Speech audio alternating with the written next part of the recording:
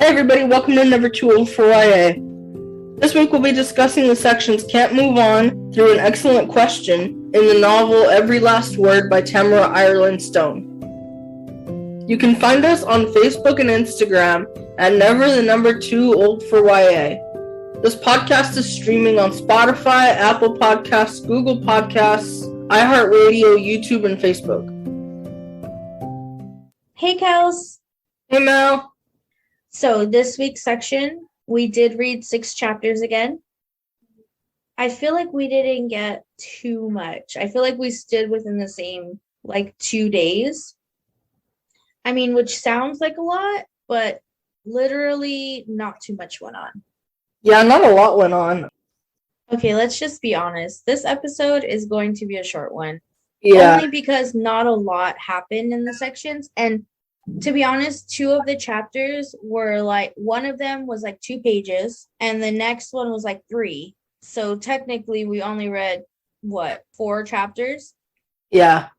The first chapter we read started off with Sam in an appointment with her psychologist, Sue, and they're talking about Sam's writing and the things that she's been getting more into since she discovered Poet's Corner, her new friendship with Caroline and how things are going with AJ as far as him forgiving her and letting her back into the club.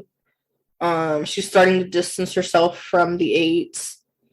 AJ did forgive Sam for everything she did to him when they were younger, and he's willing to move past it. So he lets her back into Poet's Corner.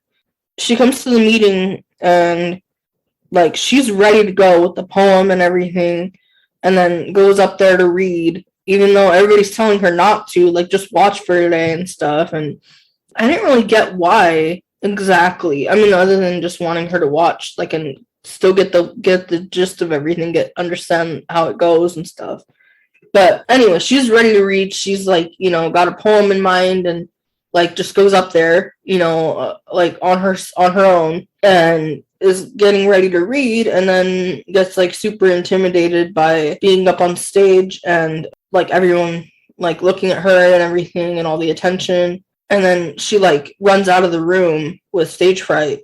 And then she sees AJ later that day, and he's we kind of have an initiation process in the club. You're not really allowed to just, show up and read. So they go back into the room where Poet's Corner is held. He kind of walks her around the room and is explaining the first poem that you read for Poet's Corner has to be written in that room. You don't have to do it when a bunch of people are around or anything, but it has to be written in that room. So he gives her some time to sit on the stage and familiarize herself with that space and being up there. And then he leaves so that she can have some time to herself, to write her poem and just explore the room, explore the poems that are already on the wall, stuff like that. Get used to being on stage. When we finished, she was in the process of writing something, but hadn't really finished it yet. So I guess in the next section we read, she'll finish writing the poem and then hopefully read it in that section, and we'll get to see what it was and what it was about and get to analyze that for the next episode. But yeah, I feel those were the 2 major developments in this section. Although, so at her appointment with Sue in the beginning of the section, Sue asked her, have you been thinking about any boys? Because she has a tendency to be kind of boy crazy and stuff. And, Sam goes, do you mean have I been obsessing over any boys? And she's well, yeah, if that's how you think of it, then have you? And she's been thinking of AJ a lot. But I don't think she told Sue that. I think she kind of just kept it to herself. But, she was kind of aware of it when Sue asked her the question. I think she hadn't really realized it yet, how much she was thinking about AJ. Right, and I feel she's developing a little crush on him too. Yeah, I think so too. When you get those butterflies in your stomach and you finally realize, in her case, years later, that he's kind of hot. Yeah. And he's this cool guy, he's not a part of the cool crowd, but he's one of those guys in school that hangs out with I don't know, I can't describe it. He's just the cool guy, but not the jock or anything. He's just the cool guy. And she's finally realizing that yeah, that he's hot and that he's somewhat of a nice guy, you know, because literally he could have not said anything to her and just like brushed her off. But the fact that he took her in the room, just them two, and kind of explained the process and got to hear her out, hear her apologize to him. And she's actually telling him, you know, like, I understand if you don't want to be friends, or it's kind of, I forget what she says, or like, it's cool that we can be friends or whatever. And he tells her, like, well, let's not get carried away. We're not really friends. I just accepted you into this like new thing. So she's like on cloud nine. Like, this is what she wanted. She feels so comfortable here. I know it doesn't seem like it. She has a like full blown panic attack, but like this is her thing. You know what I mean? So basically, her friends are asking her like, "Hey, where did you go off to? Like, what are you doing?" And she has to come up with a lie quick because she wants this to just be hers. Like the Crazy Eights are like it's a group thing, but like this Poets Corner is just hers. Like she wants it just to be hers, like no other outside influences. And I think that she's starting to realize that these aren't her real friends, that she just got comfortable and complacent in this group of friends that she felt like she wasn't good enough for anybody else. And now she's feeling like she's wanted somewhere. And that makes me very happy. Yeah, I was really happy about that part too. And like you said, how comfortable she is in this new group. Like, you know, she just fits. You know, like a lot of people like join a new group or whatever, and you know, it takes some time like to I mean, not that she hasn't had trouble being accepted, you know, into the group and stuff because of what she did to AJ. But like she figured out pretty quickly that she belongs there. And there's been really no hesitancy in her with writing her poetry, being like, you know, maybe I'm not cut out for this. My poetry's bad. Everybody's gonna laugh at me. Like, there's been none of that in her mind, which is awesome because she does have OCD and anxiety and stuff. And like, for her to not be worried about what other people are gonna think or like, is my poetry gonna be good? Like, that is really progress for her. I'm really excited to see how things develop for her. And by the way, she told the Crazy Eights that she's going to swim at lunch in the school pool, like on Mondays and Thursdays when the Poetry Corner has their meetings. So, like, that was like the lie she told to get out of eating lunch with them. So, we'll see how long they buy it for.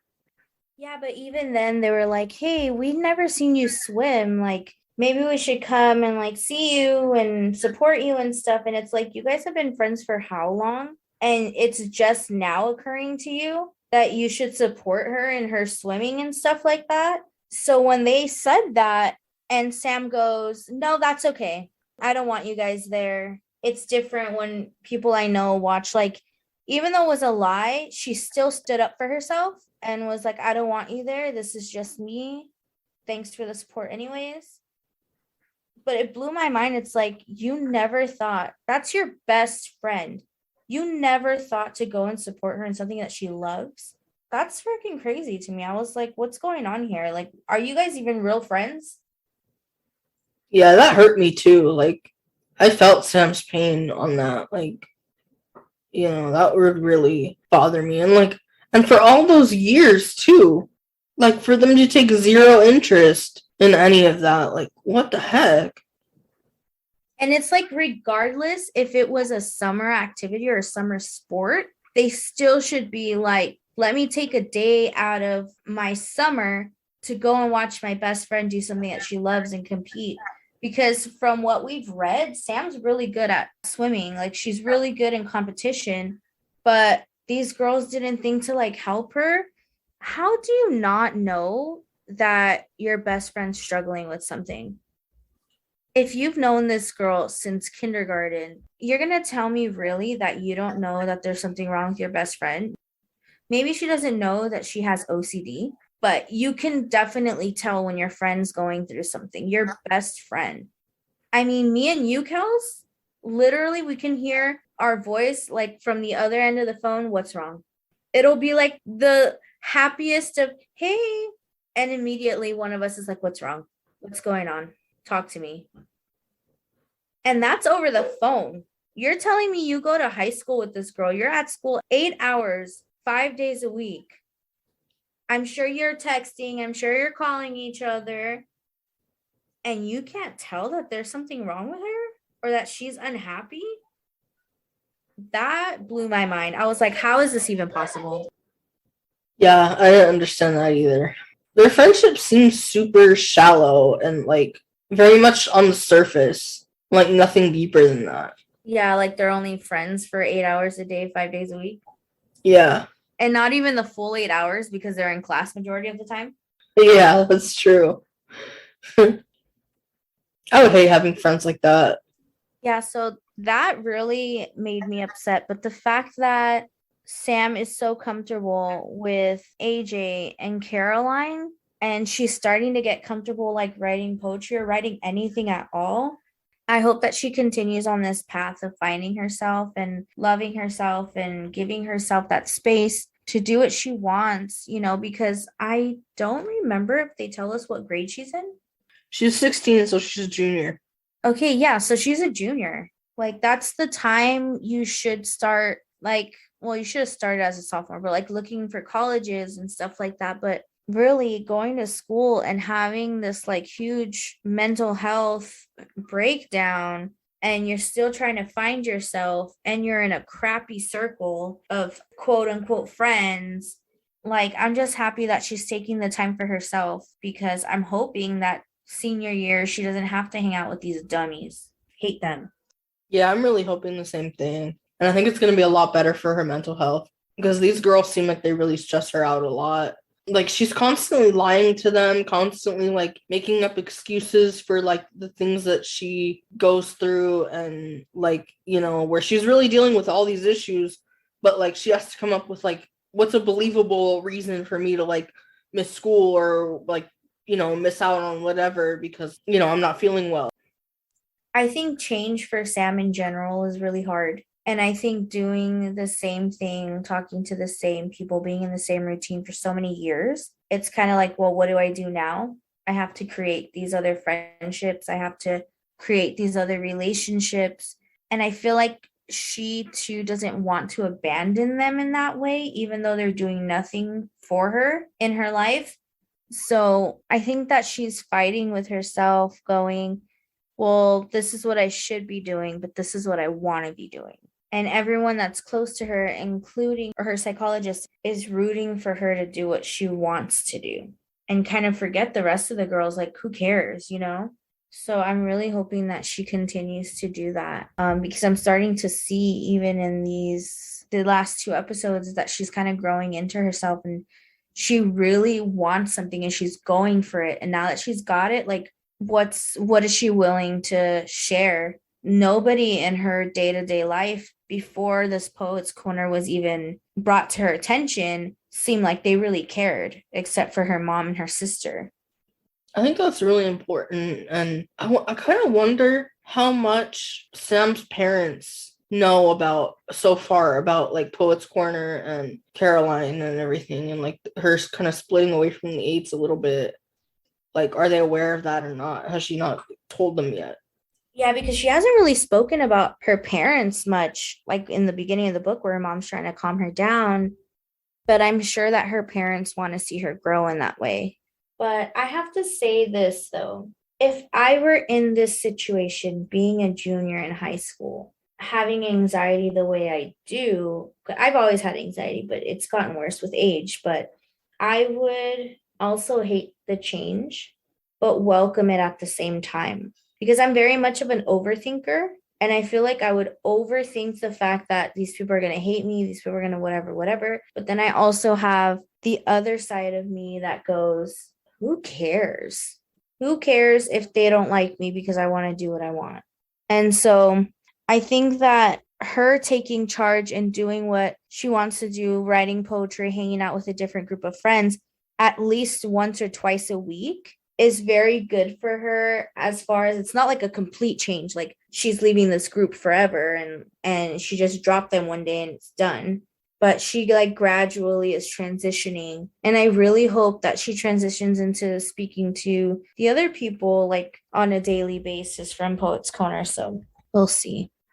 Yeah, I think you're right about that. That like she's more okay with switching friends if like it kind of happens gradually, which is important. I mean, I think a lot of people would be like that, especially having known your group of friends that you're with now, like having known them for so long, having so much history together. Like you can't just drop somebody like that out of nowhere, even if they aren't the best friends that you could have.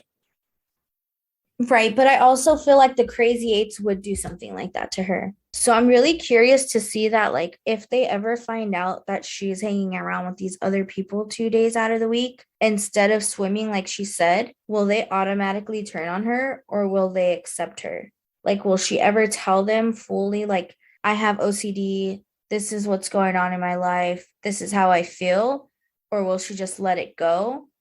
And if she does tell them, like, how would they take it? Like, would they be apologetic for not noticing it before or apologetic for making her feel like she couldn't come to them? Because when you're in a friendship for that long, people become your family. So I don't know. But I mean, teenage girls are like, they're just built different. You know what I mean? So I don't know what's going to happen there. I hope that they accept her flaws and all. And it's like an amicable, like, friendship breakup. But yeah, that's what I'm hoping happens. I kind of have a feeling that it won't be. I think they're going to turn on her. I don't see it going well. Let's do predictions for the next chapters only. It seems like Sam is going to get to share her first poem, and I hope that that goes well for her. I think it will because like they're not really allowed to like criticize each other's poetry or their own. So like even if it is bad, she's not going to get a bad reaction or anything. But I think it's more kind of about how she's going to feel about herself after delivering her poem.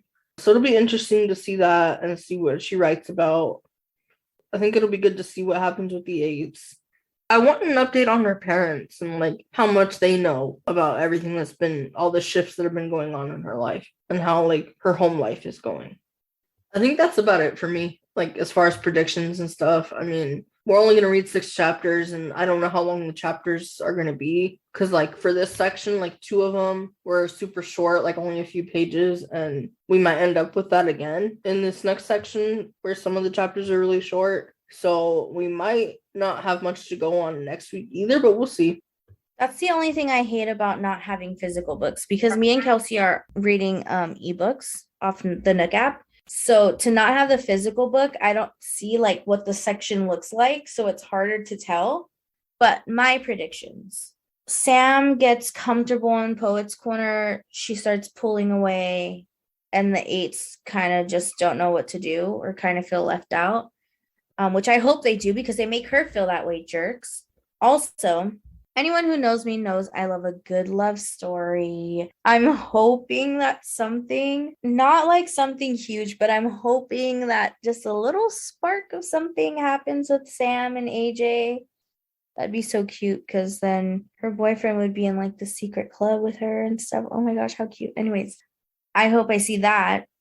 And I also hope that Caroline really opens Sam's eyes into pushing her to be herself more and to be more authentic and to know that, you know, people care about her, because the fact that Sam was on the verge or had a panic attack in the Poet's Corner and the first reaction was for AJ to get water and Caroline to calm her down, she would have never done that in front of the eights. And we got that glimpse in the very beginning of the book where she ran downstairs and had a huge breakdown in front of her mom and her sister went saved the day and went upstairs and made an excuse for her. So that's another indication on how comfortable she is outside of the eights group with complete strangers now, that she can have a massive breakdown and they won't even think twice. But she's so scared to have that in front of her friends.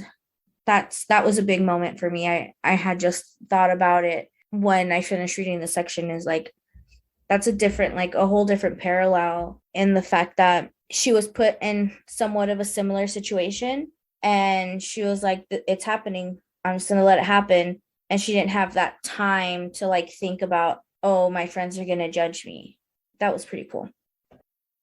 Okay, Kels, so tell us what we're reading next week. For next week, we're going to read the sections This It Is through He Reaches Out. Thanks everybody for listening to this week's episode of Never Too Old for YA. You can follow us on Instagram and Facebook at never_too_old for YA. This podcast is streaming on Spotify, Apple Podcasts, Google Podcasts, iHeartRadio, YouTube, and Facebook. Until next time, bye!